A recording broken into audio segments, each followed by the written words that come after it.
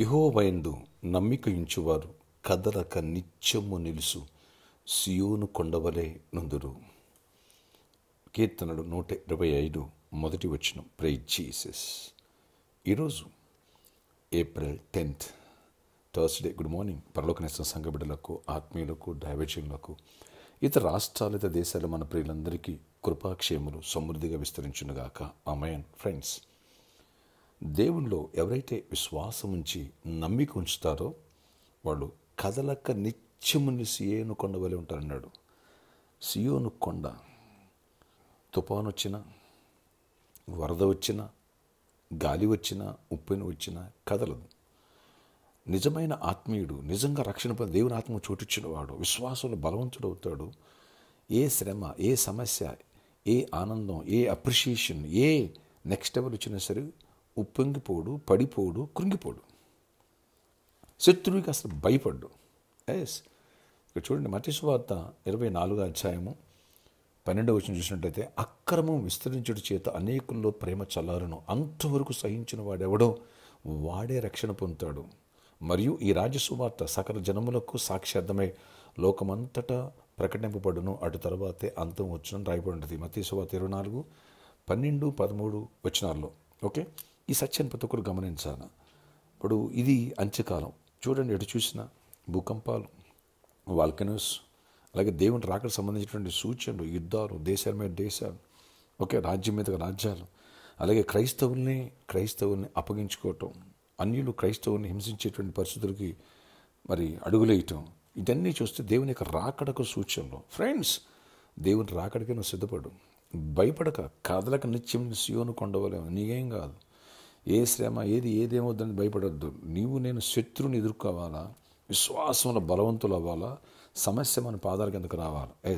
కాబట్టి మనం బలంగా ప్రేర్ చేయాలా, బలంగా ప్రేర్ చేసుకోవాలా. అనేకుల కొరకు, దేశం రక్షణ కొరకు. ఆయన అన్నాడు, ఈ రాజసువార్త సకల జనములకు సాక్ష్యార్థమే లోకమంతటా ప్రకటింపబడుతుంది. ఆ తర్వాత అంతం వస్తుంట లోకమంతటా సువార్త వెళ్ళాలా, దేవుని ప్రేమ చాటాలా. ఇతరులకి, నీ తోటి వారు, నీ కొలిక్స్కి, వీళ్ళకన్నా నీ సాక్ష్యం చెబుతున్నావా? అనేక ఆత్మరక్షణ నడిపిస్తున్నావా? గుర్తుంచుకో, దేవునికి నామం రక్షణ పొందిన వ్యక్తి దేవుని ప్రేమను ఇతరులకి చెప్పాలా. ఓకే, కనుక అనేకుల్ని ప్రభువులకు నడిపించాలా, బలపరచాలి. ఈ విషయాన్ని ప్రతి ఒక్కరు కూడా గమనించండి.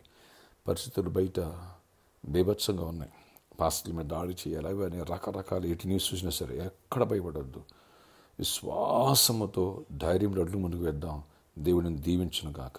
ఎవరైతే స్థిరపడతారో వాళ్ళ పట్ల దేవుడు అద్భుతాలు చేస్తాడు. ఓకే, సకల దైవజనుల కోసం, ప్రేయర్లు జ్ఞాపకం చేసుకున్న ప్రొడక్షన్ కోసం ఆశ్చర్యకడ నీకు వందనాలు. ఈరోజు ఎవరి ప్రార్థనకి బతుకు బిడ్డను దర్శించండి. నీ నామం విశ్వాసం కదలకు నిచ్చి సియోను కొండ మమ్మల్ని అందరినీ స్థిరపరచండి. గొప్ప కార్యాలు చేయండి. ఆత్మీయతలో బలహీనపడినవద్దు, ఏ పరిస్థితులు ఎవరిని భయపడినవద్దు, కునిగిపోయినవద్దు. అనేకులకి నీ ప్రేమ చాటాలి. అంతవరకు సహించి వాడు రక్షణ పొందుతాడు. అంతవరకు మేము సహించి నీళ్ళు నిలిచి ఉండాలి. అలా స్ట్రెంథన్ చేయండి. అక్రమం విస్తరిస్తుంది. అక్రమాన్ని నుంచి విడిపించి నాయనా దైవజనులను తప్పించండి.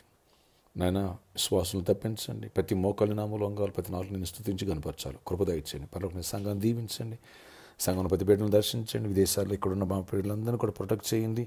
ఎగ్జామ్స్ రాసిన బిడ్డలు తోడై ఉండండి. జ్ఞానం తీవేషన్ నింపండి. రానున్న దినాల్లో ఎంసెట్ నీటి ప్రిపేర్ అవుతున్న బిడ్డలు కూడా తోడై ఉండండి.